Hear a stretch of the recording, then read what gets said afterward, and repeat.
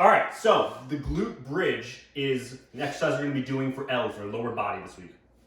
Now, Krista, what would you say is the #1 muscle that most girls want to work when they go to the gym? Or derriere. That's French, by the way. Derriere. So, your glutes, a lot of people just don't know how to work them correctly. So, a lot of people will know that the squats will hit your glutes if done right. But I'm going to break down how your glutes work, and then you'll start to understand, okay, now I know how to do exercises right. I know which exercises will actually start working my glutes. And if you've done a lot of exercises, you're like, I just don't feel it in my butt, this should help you a lot with that. So your glutes function, can you just stand up for a second? I want to explain the glutes. So your glutes job, #1 job, is to extend your hips. So what that means is, go ahead and bend forward. So almost like, like if you're doing a deadlift. So then your glutes job is to, they're holding on right now. If the glutes weren't firing and holding on, because the glutes attached to the hip, if they let go, Krista would just fall all the way forward. So the glutes are holding her body up right now, right here. They're squeezing back here. So they're stretched right here, and then if they contract, go ahead and come back up, that pulls the body up by contracting. So that's your glutes' primary function, is that hip extension. So let's go ahead now and go down onto the ground to the glute bridge. So we're gonna isolate that movement with the glute bridge.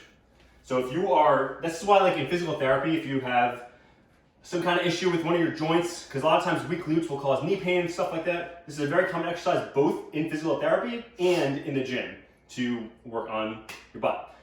Okay, so before you start, this is really the key. Chris is gonna do what's called a posterior pelvic tilt. And that right there. So do it again, go all the way the opposite way. So go to anterior pelvic tilt. Okay, so right now, see how she's arched right there? Her lower back's off the floor. You want to be doing the opposite. Now move your hands so we can see. Now do the opposite. Do the posterior pelvic tilt. Okay, do it one more time. Go forward and then back. Okay, this is a little bit nuanced, so I want to make sure you guys can see this clearly.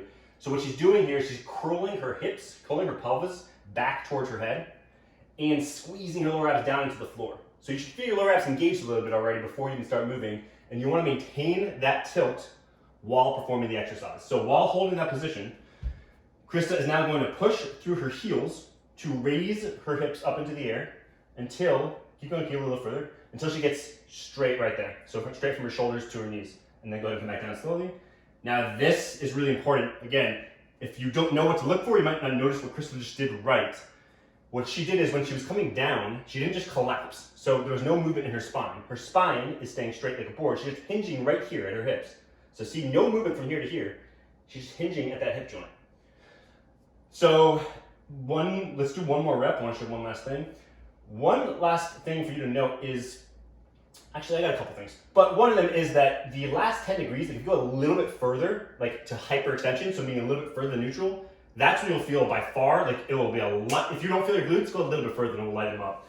Be careful with that if you have a lower back problem, but if you're good and you want to try that out, you should start to feel your glutes a little bit more there. The other piece is pushing through your heels. You can come down, pushing through your heels versus your toes. Yeah, see what Krista just did there. If you're really having trouble activating them, and this is with any exercise, the more you push through the back of your foot, the more you're gonna work the back of your leg. So your hamstrings, the back of your thigh, and your glutes, your butt.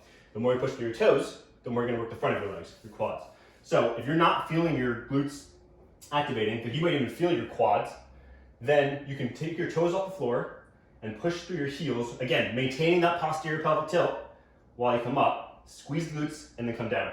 Now, again, if you've never done this before, you might have some trouble feeling your glutes fire. So one last thing is, see if you can actively squeeze your glutes before you come up. So actively contracting the glutes, contracting the abs, and then hold that as you push up, and then you'll start to see how your glutes are really working there, how your glutes job is to push your hips up. So that is the glute bridge, and that's it. That's PAUL. We will see you Saturday morning, 9 a.m., the full Paul workout.